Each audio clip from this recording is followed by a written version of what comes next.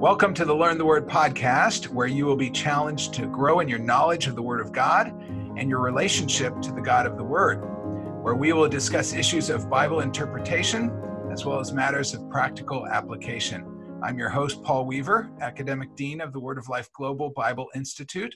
Our main campus is here in Scroon Lake, New York, and we have 10 additional accredited teaching sites around the world. To learn more about the Word of Life Bible Institute, visit us at wordoflife.edu. That's wordoflife.edu. Now, I'm very excited about a two-part podcast series that we are undertaking beginning today, and we're going to study the lives of two very notable characters from the Old Testament, namely Abraham, who is the father of the Jewish people, and David, the king of Israel, who was a man after God's own heart. Both of these individuals and the promises made to them by God are critical to a proper understanding of the Old Testament, but also God's plans and purposes for the future of all mankind in general and for the Jewish people in particular. And to discuss these two Old Testament characters, I have two very special guests who are exceptionally qualified to discuss these two characters with great authority, and they both serve on the staff of Friends of Israel Gospel Ministry. My first guest on today's podcast and next week's podcast is Christopher Katulka.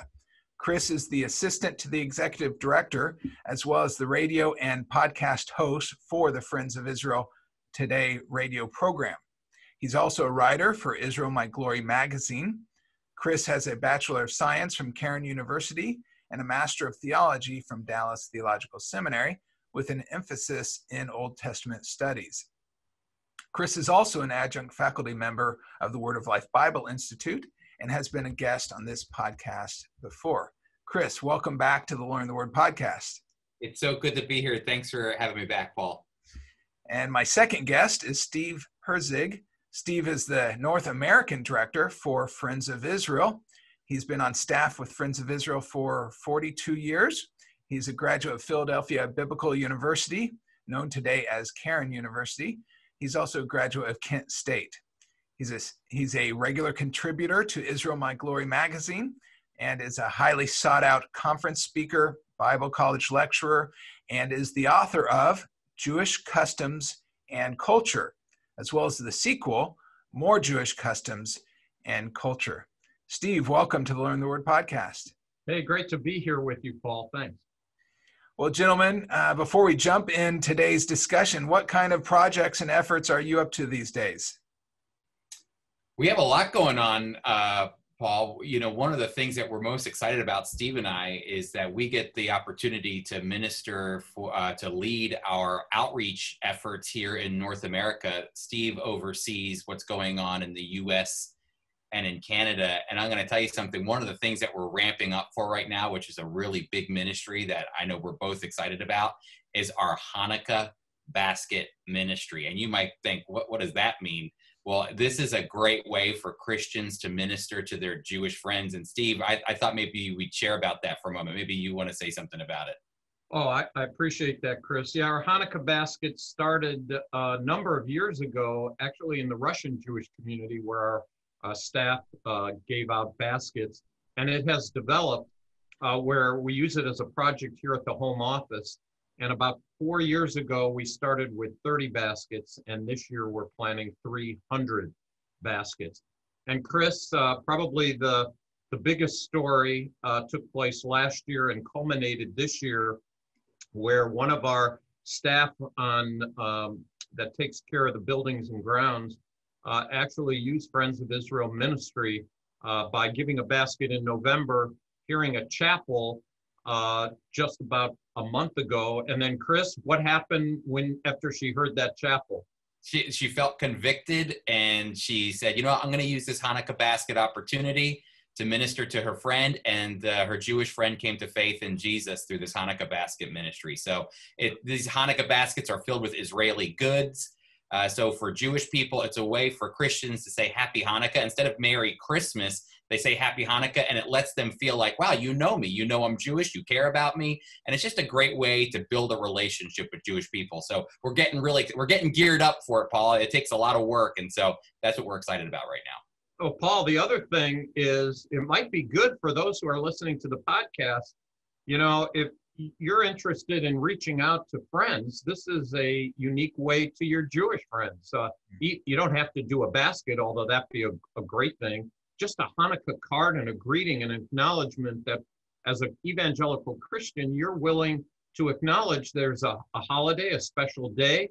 And that day, without Hanukkah, Paul, I don't know if you're aware of this, but without Hanukkah, there'd be no Christmas, no baby born in Israel, because all the Jews would have been killed. So it's a wonderful way to communicate the gospel in a very loving and relational way. And Jesus celebrated Hanukkah, didn't he? The gospel. John 10. Yes, he did. Yeah. And so it's not something that we, in fact, I'd encourage our listeners to go back to a podcast we did on Hanukkah and to learn about that more. And that was with one of your colleagues, Mr. Tom Simcox. So we'd love for you all to listen to that and learn more about how you can build bridges to people of the Jewish community. So awesome. Thanks, gentlemen. Well, we love the ministry of Friends of Israel, and we can't encourage it enough to our listeners and viewers. And we're thankful for the work that you, gentlemen, and your whole team are doing for the glory of God. Thank you. Well, today we're here to discuss Abraham. Today in this podcast, he's the father of the Jewish nation. As we know, Genesis 11 indicates that Abram, later God changes his name to Abraham, was from Ur, or Ur, and the land of the Chaldeans. Steve, where is Ur, and who are the Chaldeans? You know, those are two good questions. And whenever you get scholars together, you're going to get varied answers. Generally speaking, we're talking about Mesopotamia, about 150 miles northwest of the Persian Gulf. Sometimes Ur is considered a city, so the Ur of Chaldees, and sometimes it's called a land of the Chaldeans. So the landmass is just around the Fertile Crescent, that area. What's interesting, early on in my ministry, I did some research. I was working on the University of Chicago campus, just talking to students. And of course, higher criticism, even back in the Stone Age when I was young, higher criticism was a big deal. And I remember talking to them about the Ur and does it exist? And there at the University of Chicago, there's a museum because at one time before the turn of the 20th century, there was no Ur. Every expert says it doesn't exist. There isn't such a place. And so therefore the Bible's not true. That's a pretty strong statement and it's pretty strong evidence, but all of a sudden they found it. And when they found it, they found libraries and they found big roads. And this was a pagan culture, but at the same time, fairly sophisticated. And I remember talking on campus and saying, hey, you know, right here in the museum, it proves the validity of the scripture. Yeah. And so that presents a strong argument. So, you know, for those who listen about Ur of the Chaldees, who cares about the Ur of the Chaldees? Well, we ought to care a great deal. There was a literal land of the Chaldeans, and thus there was a literal Abraham. I think that's significant, don't you? Yeah, for sure. And obviously, you know, the Christian faith, the Judeo-Christian faith is built on historical facts, isn't it? So the accuracy of the scriptures is important to all that's contained within it. And so I love archaeology, right? And it reaffirms and affirms what we already believe over and over and over again. And I'm thinking of the Nuzi tablets even when we think of the culture and history of that land, that region. It tells us a lot about that. And we're going to ask now, Chris, a question for you. What do we know about the culture from which Abram comes, later becomes known as Abraham? What about this culture? Is there anything we can learn about it from biblical texts or extra biblical sources? Yeah, you know, it's interesting because definitely Abram comes from an area that, like Steve already said, that was extremely polytheistic. They had a main god that kind of the people worshipped, but that he was more of the head god of a pantheon of gods that they had. His name was the god of sin. His name was Sin, actually, but it was a moon god. and he was kind of depicted as an old man with a long beard. He had a crown of, four, kind of like showing exaltation in some way, beams that were coming from him, a headdress. But he was a man that was full of, a God that was full of wisdom. And so the people of the Chaldeans, looked to him. And actually, this God permeates throughout the pagan culture from Mesopotamia for centuries. Actually, you'll see this God come up over and over again. The last time that he's kind of highlighted is when Nabonidus, in around 500 BC, tries to almost resurrect his exaltation, to try to say, this is our God, he's going to be the one who leads us. It doesn't work out that well for Nabonidus, because Nabonidus ends up losing to the Persians. But all that to say that you can see traces of this God sin throughout Mesopotamian culture. And what's interesting is there's a sanctuary in that they found, a very large sanctuary to him. And there's also a sanctuary in Haran, which leads to the other part of the culture here, is that Abraham's people were very nomadic people. Nomads were people who moved around. They moved with their sheep, they moved with their goats to make sure that, remember, that's where your wealth was in your sheep, your goats, your cattle. And so they moved with them in order to feed them and find the best places for them. And so not only do you have this nomadic people in the family of Abraham, but they also, throughout the book of Genesis, they make a move from the Chaldees all the way up to Haran. And you also see a sanctuary to Sin God there as well, the moon god, in Haran as well. So they're both a nomadic people and a very polytheistic people as well.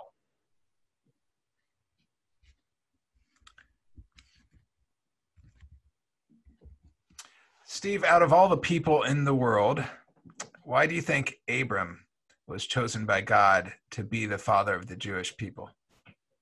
Well, Abraham is such a critical person. I happen to have Jewish background. He's such an important part of where we are as a people. And the prophet Isaiah wrote in chapter 51, if I might, it says, "Listen to me, you who follow after righteousness, you who seek the Lord, look to the rock from which you were hewn, and to the hole of the pit from which you were dug. Look to Abraham, your father." So Abraham is the father of our faith. We go to Genesis chapter 12, and we know that Abraham was chosen by God and told to leave everything he knew. And Chris was just describing the background by which he came, and to leave it all and to follow him. And that would be the hallmark of Abraham for the rest of his life. The text says in Genesis 12:4, Abraham departed. God gave him a promise. We'll be talking about that. But immediately after God spoke to him, it must have been a dramatic entryway. The text doesn't say, but Abraham was locked and loaded in this culture, and all of a sudden, God reveals himself, however that was. I just have to say, man, he must have impacted him. He listened to what he said, and boom, he left. The writer of the book of Hebrews tells us that he obeyed, he dwelt, and he waited. He obeyed God when he spoke to him. He dwelt in the land, and he waited for that city. We're waiting for that city ultimately in the millennial kingdom. But there's a story that I heard growing up in Hebrew school that might be helpful for the context of how great Abraham is regarded amongst the Jews. And I'll make the story as short as I can. I heard it every year in Hebrew school. The same story, different teacher. We knew it by heart. And the teacher would talk about Terah owning an idol building shop. And he had all kinds of idols, big ones, little ones, short ones, fat ones. And he wanted Abraham to come along in the business. After all, Middle East, you come along in the business, your son's going to take over. So I schmaltz the story up a little, Paul. Schmaltz meat is chicken fat, which enhances the flavor. So it's like a fisherman telling a fish story. So off Abraham goes to the Starbucks. He's talking to his buddies about what a great son he has. And in the meantime, Abraham's looking at the store. He sees all these idols. There's a large one carrying a big axe. And so he gets the axe out of his hand and he smashes every single idol in the store. And then he puts the axe back in the big idol's hand. His father saying, oh, I'm going to go see how my son's doing. He's taking over the business. He walks into the shop, and they didn't have Yiddish in those days, Paul, but if they did, his father said, Abby, what happened here? And Abraham looks at his father and said, Dad, you won't believe it. The idol over there went crazy. I couldn't stop him. He smashed every single idol in the store. His father looks at him and says, Abby, idols can't think. Idols can't walk. Idols can't do anything. Now remember, Paul, I heard this story every year. The class has heard this story. We've gone through it. We know it. But every single time when the teacher, who told it their own particular way, but every time they came to the part, idols can't do everything, the room got quiet. And the teacher said, Abraham looked into the eyes of his father, and he said, Father, do your ears hear what your mouth has just said?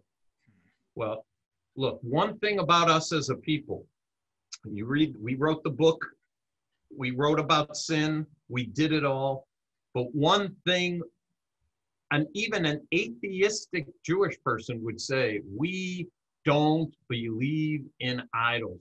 We are not in any of this stuff. And that makes a huge impact, made a huge impact on me. Abraham was a man of faith. He believed. I think he believed because God made a huge impact on him in the midst of paganism. But I think we can make that argument even today in the church when we hear a testimony. God made a big impact and takes us out of what we're in and puts us into a new family. And that's exactly what happened to Abraham. Abraham, a man of faith, as the writer to the Hebrews says, coming out of that pagan background, a rock from which hewn. That's a powerful statement that the prophet Isaiah says. So Abraham's a biggie for us, but we know he's a biggie for Christians, right, Chris? Exactly. Yeah, he is a huge person for Christians. He's the father that would eventually become the father of even those that spiritually are grafted into the tree, if you will. So yeah, it's really important. So Steve, you became a follower of Jesus as the Messiah in college, or what was that? Right after college, believe it or not, there was light bulbs and electricity and air conditioning in 1975. I flew on an airplane, got to California. I was looking for a vacation and a time to visit my sister and brother-in-law. And it was there that I was introduced to the Friends of Israel at a Bible study because they were serving free bagels, lox, and cream cheese. And as a poor student, I just graduated, free bagels, lox, and cream cheese was a good deal, but I ended up with a bigger deal than that. And praise the Lord. That's awesome. Well, Chris, we've talked a little bit about the culture now. As we know in Genesis 12, Abraham is commanded to leave his people, to leave his land that he grew up, everything he was familiar with, and his family, go to a new land. Why do you think this was essential for God's purposes? Yeah, God calls Abraham, and I'll read it really quick, if you don't mind, Paul, but from Genesis 12, 1-3, it says, go from your country, your people, your father's household to the land I will show you. I will make you into a great nation, and I will bless you, and I will make your name great, and you will be a blessing. I will bless those who bless you, and whoever curses you, I will curse, and all the peoples on earth will be blessed through you. And so this is a multifaceted promise for Abraham. It's a promise of a land, which means he's going to be a nation, and a promise of a people that will make up that nation. So he's got a land and a people. He's got protection. I'm going to bless those who bless you, Abraham, curse those who curse you, and then a purpose and a mission that through you, Abraham, all the families of the earth will be blessed. And so there's a reason that God chose the land. You know, God could have just set him up right there in Haran or set him up in Ur. Why? You know, the reason he chose Canaan is, I think, actually really important to the providence of what God is doing, the purposes of what God is doing. See, today in evangelicalism and Christianity, we send out missionaries. We send them out. You know, we train them, and God gives them a call to go somewhere. And you know, in the Old Testament, it was actually quite different. God commanded Abraham to go to a land he didn't know, but then he wanted Abraham and his people to obey them right where they were in that land. And if you actually look at where Israel is today, it's one of the most strategic locations in the entire world, because it actually is a link, a bridge that connects 3 continents, Africa, Asia, and Europe. And so if you wanted to move from Egypt up into Persia, you would have to go through Israel. If you wanted to go from Turkey and Europe down into Egypt, you had to go through Israel. Israel was a land bridge. You needed to go that way. So essentially, as trade was moving in and out, and we know that there were sophisticated highway systems actually that were working all throughout Israel at that time. There's actually a book that I'm going through right now called The Roads and Highways of Ancient Israel, and there were 37 exits, like on a highway, all throughout the land. And so what you see is the significance of Israel as the world is actually coming to Israel, and the world is funneling through. And so God actually placed Abraham and his people strategically in a land so that as they moved through the land, they would interact with the people who worship the God of Abraham, Isaac, and Jacob, the one true God. And, you know, today we live in a very monotheistic culture, but if you could imagine what it would be like to, in a very polytheistic culture, to go through a land where people say, we only believe in one God, the creator God of the universe. This would have been mind-blowing to them. They would have left that land and traveled throughout the world sharing who this God is. So God kind of placed them right in the middle of the world and allowed the world to work and come through them so they could, I believe, communicate the message of who God is. It's providential placement. Yeah, that's great. I love that picture that you see throughout Israel, right? It almost looks like a flower, right? The center is Israel that has like 3 parts of the flower top, and I'll probably put that in here for those who are viewing the YouTube channel. But it shows that connection, right? That Israel was right in the middle of these 3 continents, and that's great when Israel is and will be the center of the world. But it's not so great when it's the battlegrounds of ancient history, right? It's true. And you know what's interesting is actually before planes and before boats, right? They had to come through Israel and destroy cities along the way oftentimes. Yeah, there's a place in Israel called Megiddo, and actually it's the most narrow point where that international highway system kind of narrows in, and it became so strategic that there have been battles that have been fought that go back to prior to the Canaanite period, all the way up even into World War I. Yeah. It's actually the area that we know of as called Armageddon. It's called Megiddo. In Revelation, they crammed the Hebrew together, Har Mountain, Megiddo, the area, and that's where we get the term Har-Megiddo is Armageddon. And so there's even a future battle that takes place there. But that's because every culture, every people group knew the significance of Israel. And Megiddo was the most narrow point of this ancient highway system. If you controlled Megiddo, which is essentially Israel, you controlled world trade. So everybody wanted a piece of Israel. That's why it was so valuable to God on a spiritual, economic worldview, that God would use Israel to bless the world, putting them right in the center of it. Interestingly enough, in Ezekiel 5 and verse 5, Paul, exactly what you were saying, thus says the Lord God, this is Jerusalem. Well, Jerusalem is in that, obviously, the capital of Israel. I have set her in the midst of the nations and the countries all around her. In God's eyes, as hard as it is as Americans living in North America, I deal with North America. It's significant in size and economy. In God's eyes, the center of everything is Israel. And yes, what Chris was saying, Israel is so strategic geographically. It's strategic in even weather-wise. You know, you read Leviticus, and which few people do, but if you do choose to read Leviticus, you'll find that there are 7 feasts, and those 7 feasts are heavily involved in agriculture and the reliance on water. That area that land bridge that Chris described is vitally dependent on a very short window of water. It's so significant. Water plays a key role, and yet there it is. God is not just demonstrating with it, whereas we're talking about Abraham and his faith. That faith has to be continual. The Jewish people today, believe it or not, have to believe that rain's going to come, and the source of the rain is God. And if that doesn't happen, and we read about it often as we read progressively through the text, even the location where Israel is as the center of the earth, Abraham is a man of faith, and God wanted him to birth a people of faith. Well, we failed at that time after time, but nonetheless, strategic choice in Abraham. Well, and we've emphasized the land, but as far as it's so important, we can't emphasize it enough. But he also left his culture, right? Could you speak to that a little bit? There's certainly, maybe Steve, you want to, certainly God wanted him to be a separate people, right? Not to be impacted by the gods that they are coming from.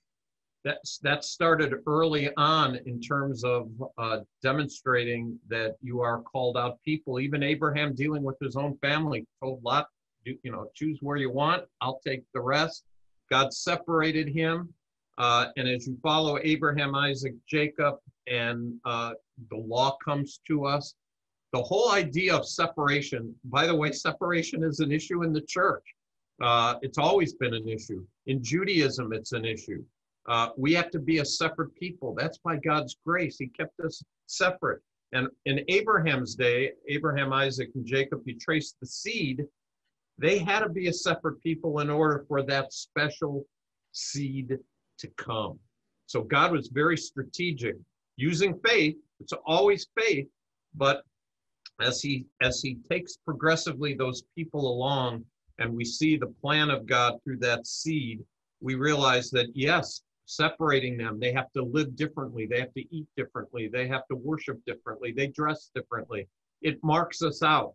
And I've found in my life, Chris could probably comment on it too, that stress that God has given to the Jewish people, which, by the way, our people continually rebelled against it. My own father, coming from a very Orthodox family, rebelled against it. And by the time he was in his 20s, up to World War II, he becomes part of the culture. Assimilation. Assimilation has been part of our people for a long time, and it affects the church. The stress in the church is, what does it mean to be separated? And legalism and all that. It all comes back to Abraham, a man of faith. So we follow God. So I can't emphasize verse 4 enough in chapter 12, where it says Abraham departed. Mm-hmm. He departed. How tension-filled is that statement? I can tell you my own life. I remember having to leave my father and mother after I became a believer. They were very, very upset, and I knew I had to depart. It's very difficult. You have these roots, you have this tradition, you have your security in your family. Abraham departed, he forsook all that. And that's really the path of Christians. When we become born again, we're not faced, all of us, thank God, with leaving family and all that. But the idea is you're on your own. This is something, you're walking this journey alone. And Paul, you could probably testify that journey, regardless of your family background. Abraham departed, it resonates, or should resonate, with believers. That's great. Great stuff. So we've talked about the land. We've talked about a seed briefly there, and there's going to be a blessing we're going to talk about now as well. Can you, Steve, talk about the Abrahamic Covenant? Chris already said, first of all, this covenant is unconditional.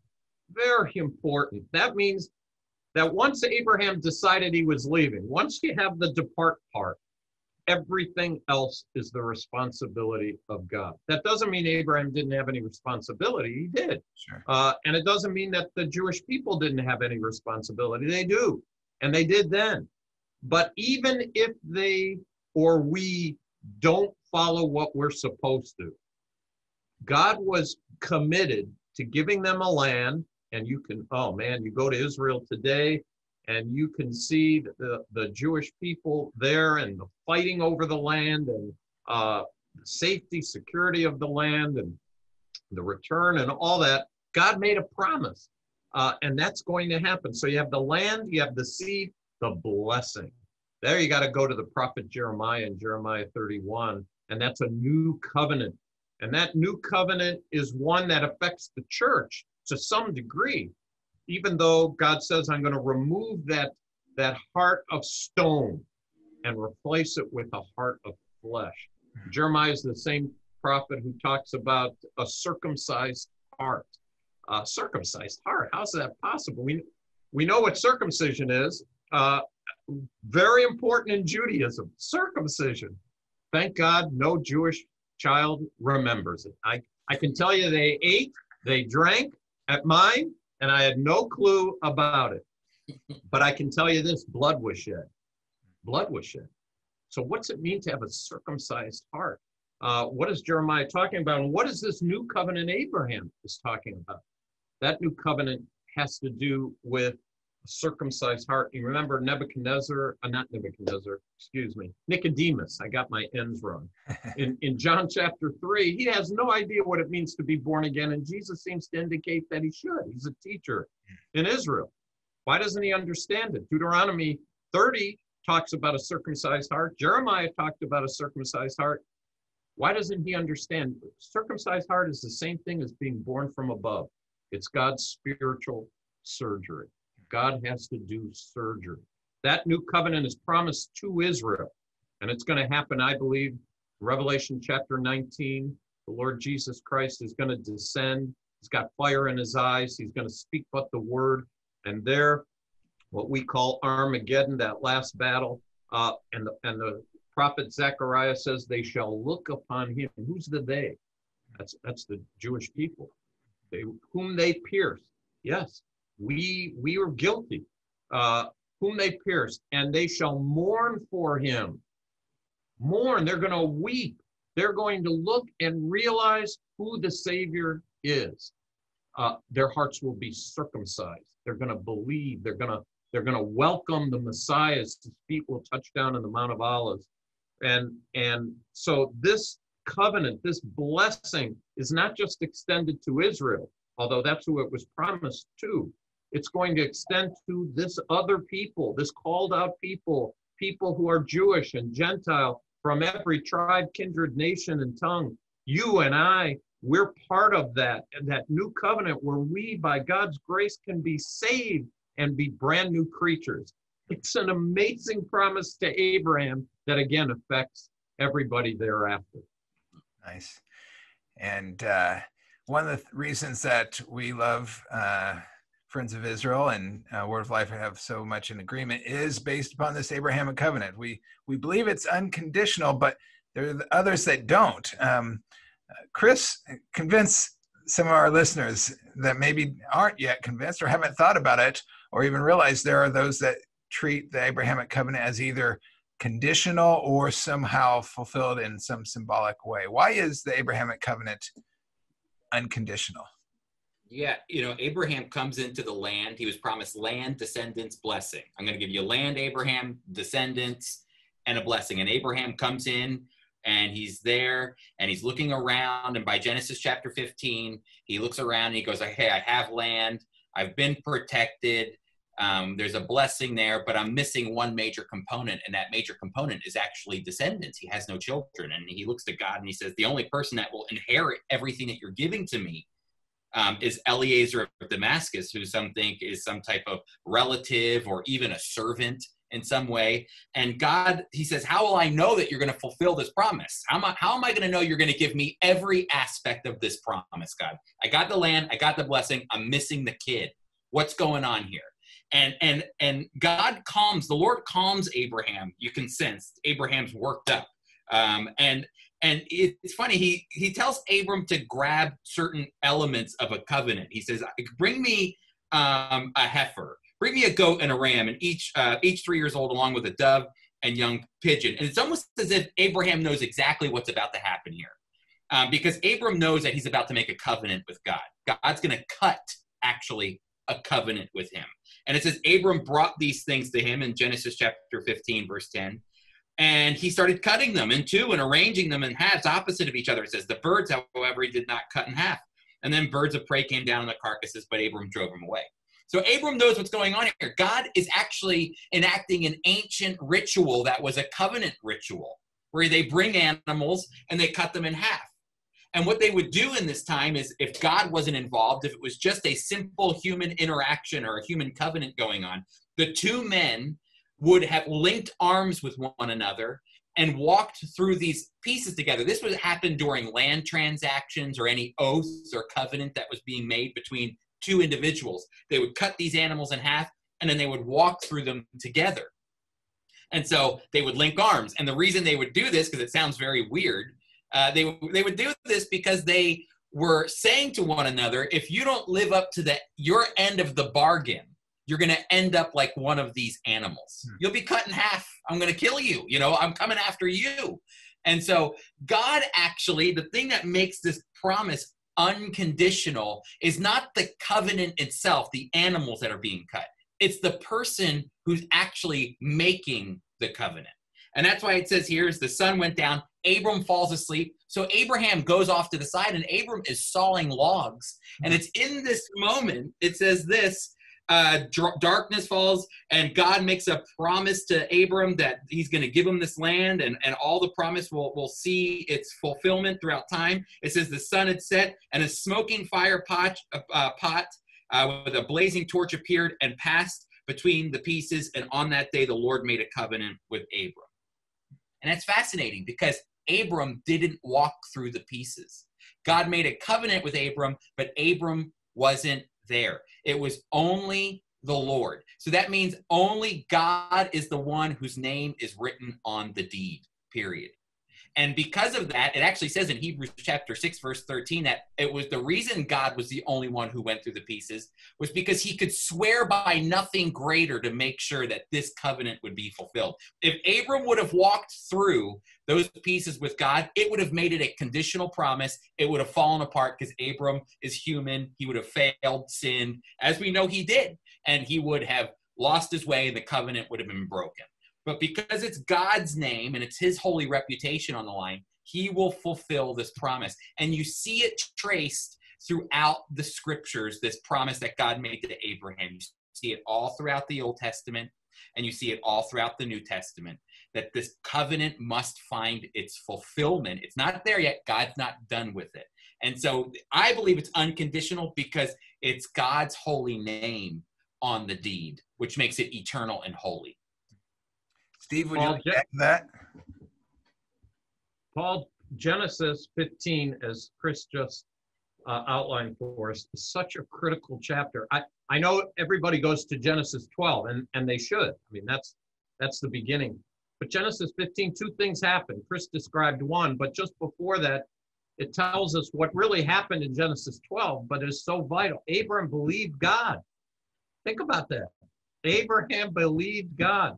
And as a result of that, imputation took place. The biblical words for me, I've always had trouble with scholarly works. What imputation? What does that mean? Well, when you give your credit card to somebody, you give that card. I've seen people who've never seen a credit card come from another country. This was years ago again. They give a card. I was with a person from Russia. You give the card, and you walk away with your groceries. Person, how do you do that? You didn't give them any money. Oh no, I gave them where do I get a card like that? How can I get all these groceries? Well, the imputation, the charge goes there.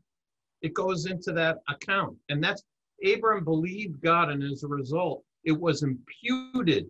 It was placed in his account. What was? Righteousness.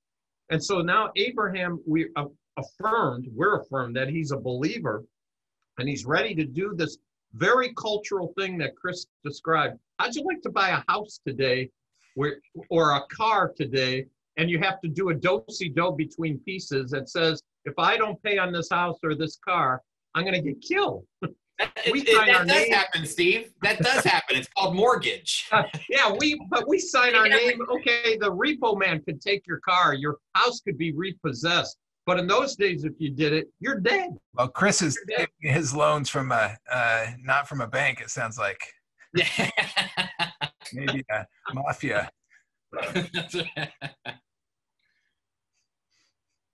So, but the land as well. So we're going, of course, the Davidic covenant, and as you alluded to, the new covenant, even it really helps expand and help us better understand that a lot of that is tied to the Abrahamic covenant as well, isn't it? 100%. The land and all of that is actually, I think, uniquely connected. There's a universal nature to the Abrahamic covenant, as Steve was talking about. The universal nature is the purpose that God gives the Jewish people. You know, God didn't choose Abraham and say, I'm done with all these other people in the world. I'm choosing you now, Abram. You know, no, it was actually God. Abram was chosen in order to bring blessing to all the families of the earth. And so there's a universal nature to what the importance of the land is all about. And I always think a lot of times people go, oh, that land, it's only for the Jewish people. It's for the Jewish people. God called Abraham to that land. But Jesus is going to rule from that land and bless all the nations of the earth. There's a universal element to it that all the nations will stream, Micah chapter 4. All the nations will stream to Jerusalem to receive Torah, to receive law, instruction from the King of Kings and the Lord of Lords. That's the point, is that the nations will come to Israel at some point. And so there's a universal nature as well to this Abrahamic promise that's really important to understand. So as we talk about that, what are some of the implications regarding the Abrahamic covenant for Israel in the future and for the church? Well, when you think in terms of the covenant for Israel, there's a land in Genesis 15. We've been parked there for a while. He outlines all the land that's given, and in fact, Israel's never had all that land. Even under Solomon, they've never had all that land. And that will take place, we believe, during the 1,000-year rule, where the land will be expanded. And as Chris talked about, this is a God of grace. So yes, Israel's promised this land, but what's it for? People are going to come to worship the King. They're going to that particular place. They're going to be reminded of a whole program that God gave to them. So how does that affect the church? Well, there's some today who say, no, we're just waiting for Jesus. God's done with Israel. That whole aspect is not what we believe. I think if you eliminate the Jewish aspect of it, you eliminate a lot of blessing and a lot of fullness to the story. We always say, Chris does almost every rep. You had Tom Simcox. I know he says it as well when Tom preaches. If God is not faithful to the promise that he gave to Israel, in other words, if the promises we're talking about here, Paul, that you're spending a whole session with us talking about, if that promise is not true, then God has not fulfilled his promise. He's a promise. He doesn't keep his promise. Well, what about us then? Why would the church have why would we believe the things we do if God is simply saying, believe this, but hey, it might not happen. You know, it might not happen. I'm telling you it is, but you know, it might not. Wait, that's happened to me as a dad. To my shame, I didn't keep every single promise I ever gave to my kids. And by the way, still they remind me of that. We're human. But if God is faithful, that is, if in the millennial kingdom, the promise of Abraham is true, and as Chris outlined, they come to the land of Israel, that's a reminder to the God who never changes. He's the same God yesterday, today, and forever. And so if God is faithful to the Jewish people, today, as the church, we're looking, things going on in the church today. Well, wait a minute, God gave a promise to them. When God says to us, you are sealed with the Holy Spirit of promise. Is that temporary? Is that, can we count on that? Oh yeah, the reason you can count on it is look what he's done for the Jewish people. He promised them a land, and they got the land. They're going to get the land. There's blessing. So if God is faithful to the Jew, I always say God will be faithful to you. If he breaks one promise, one, to anybody, then the whole thing comes tumbling down and Satan wins. No, God keeps his promise based, as Chris described earlier in our conversation, based on his holy name. God is who he is. He's the great I am. And I'll also add this too. Steve and I were talking about this a couple of days ago. But Steve, you're 99% Jewish, aren't you? Or 90? Actually, it was updated. Yeah, I did my DNA. It was 98. And so I thought, oh, my mother was 100. My father's deceased. So I said, oh, 98, that must mean somewhere back. But the company that we did our DNA reported back, yes, it's true, 100%. But look, the map of Israel's on this face. What are you going to do?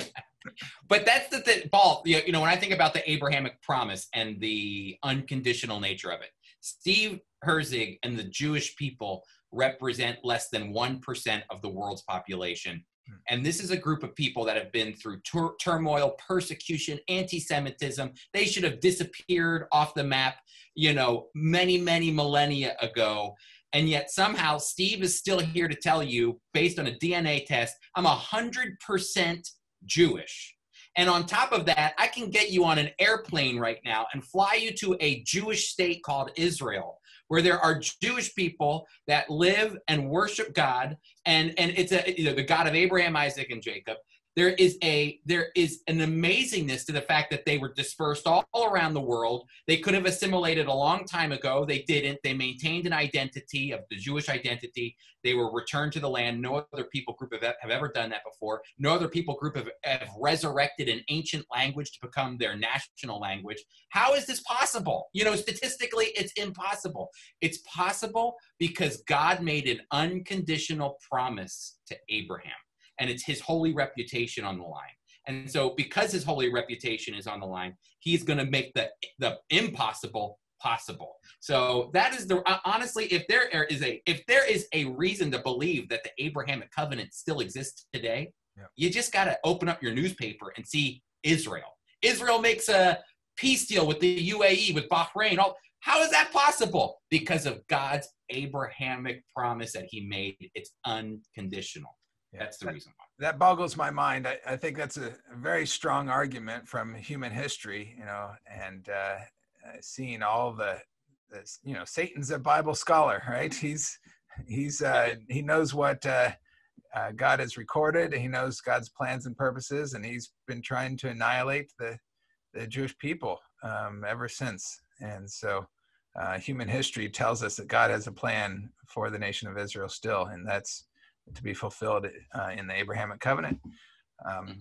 Well, we're running out of time for this episode, but we can't not highlight the event that takes place involving Abraham's faith and his son, right? At the age of 100 years old, Sarah gives birth to a son to Abraham. And the very next chapter, chapter 22, God tests Abraham. And it's not a small test either. Chris, could you summarize that briefly for us and tell us why that's significant, that event? Yeah, there's a lot of implications for a Christian here, but it's actually called the binding of Isaac in Judaism, or Akedah, which means the binding. And it's the account of when all of a sudden, you know, finally Abraham gets the son he's been wanting, and now God calls him to sacrifice this son. He actually uses the words in Genesis chapter 2, your one and only son, your unique son. And there's some unique connection that's there. I'll mention later on in the New Testament. But basically, Abraham goes to Mount Moriah, which is Jerusalem, where actually the Temple Mount, where the Jewish temple will stood in history past, but for Abraham and where he is, will one day be built. So he goes to the tip of this mountain, Mount Moriah, and there he is called to offer, his son. And actually, it's interesting that Abraham almost seems to know what to do. And that's because pagan cultures at that time would offer up their firstborn children sometimes in light of hoping that God would provide fertility for more kids. Kids were a blessing back then. You wanted as many kids as possible. And so Abraham almost knows what to do in this moment, but it's an interesting thing. Isaac picks up on all of it as they're going up this mountain. Dad, you got the knife, you got the wood. I'm not seeing the sacrifice here. And it's interesting because Abraham, with his faith, knows that God's going to provide a sacrifice, if you will. He will provide a lamb, it even says. And so, Isaac and him go up there, and in the thicket, just as it's all about to go down, the knife is about to come down on Isaac. A messenger calls out from the Lord, calls out to Abraham and says, don't sacrifice your one and only son. And there was a ram that his horns were stuck in the bush, and so he ends up becoming the ram becomes the substitute for Isaac, essentially, which really paves the path for what we call in the academic world substitutionary atonement. There's a substitute that God provides for the one and only son that Abraham had that would continue this promise that God made to Abraham. And so it's interesting when you get to John chapter 3, verse 16, there is that same idea that God gave his only son, his one and only son. There's that unique connection between what happened with Abraham and Isaac on Mount Moriah, and the fact that God would give his one and only son, John chapter 3, verse 16. And so there's that unique connection there. But you see that there's this picture of what becomes substitutionary atonement. God would provide a sacrifice in light of the penalty that we deserve to pay, which is death. God would provide a way for us to have life. So there's those images that are there in Genesis chapter 22. That's awesome. Well, gentlemen, as we wrap up today's podcast, we could spend 3-4 different sessions on just the character of Abraham and the promises made to him. But as we wrap up today's podcast, are there some lessons we can learn from the life of Abraham, this man of faith, and the covenant that God made with him? I'd just like to make one point. Chris probably has more, but for me, if you look in Genesis chapter 12, it says that Abraham departed. So he left. And Chris just got through describing the story from Genesis 22 that Jewish people read on Rosh Hashanah, the Feast of Trumpets. Every year we read that story. And in verse 3, it says, after God told him to take his one and only son, as Chris talked about, in verse 3, it says, so Abraham rose early. I think if that would have been me, I would have slept in that morning. But he rose up early, which means that from the time of Genesis 12 to the time of Genesis 22 and all in between, with foibles and difficulties and everything, we could say Abraham was faithful. Abraham was faithful. He was consistent. Again, in the paradigm of humanity and sin, he was consistent. He believed God. And for me, the application is we can be an Abraham. We can have Abraham-like faith. We can look into the future based on a promise we have and not know how it's going to happen, whatever we were promised, including our own salvation and glorification, but believe like Abraham and just be consistent. The best thing a Christian could do is to wake up the next morning that's given to him and be the same faithful person he was the day before. Faithfulness is the key. That's great.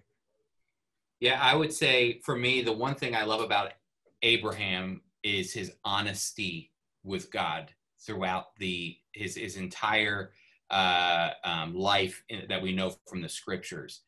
You see moments of doubt in Abraham, especially when God gives him the covenant. He says, all right, God, I believe, like Steve said, and God accredited his faith, his belief, his righteousness. It's amazing, amazing verse. And then just as God says, you're righteous because of your faith, and then all of a sudden Abraham looks at God and goes, but how will I know? There is that element of both faith and then doubt. And I think that always plagues the life of a believer. And I think I love to see the father, Abraham, a true hero in the story of the Bible, dealt with areas of doubt and faith. And then also the fact that he was honest with God in prayer. God, you said you would do this. You said that you would fulfill your promise. Come on, God, I wonder, is this going to happen? You see real honesty coming from Abraham in his life journey throughout the scriptures. So I love those portions. They always encourage me because it lets me know I'm not too far off in my moments of faith and doubt. And also, and when I want to be honest with God, it doesn't have to be this holy prayer I give. It can just be, God, what's going on here? You know, are you going to fulfill the promise? And so I love those moments with Abraham. That's amazing. That's great. I'm thankful for the honesty of our text, right? It's not like any other ancient writing. It doesn't gloss over the failures either, but only highlight the victories, but we get to see a real honest glimpse of Abraham and of David and the men and women of the faith, both their victories and their failures. And it's an honest record, right? It's based on historical facts. And I appreciate that as well.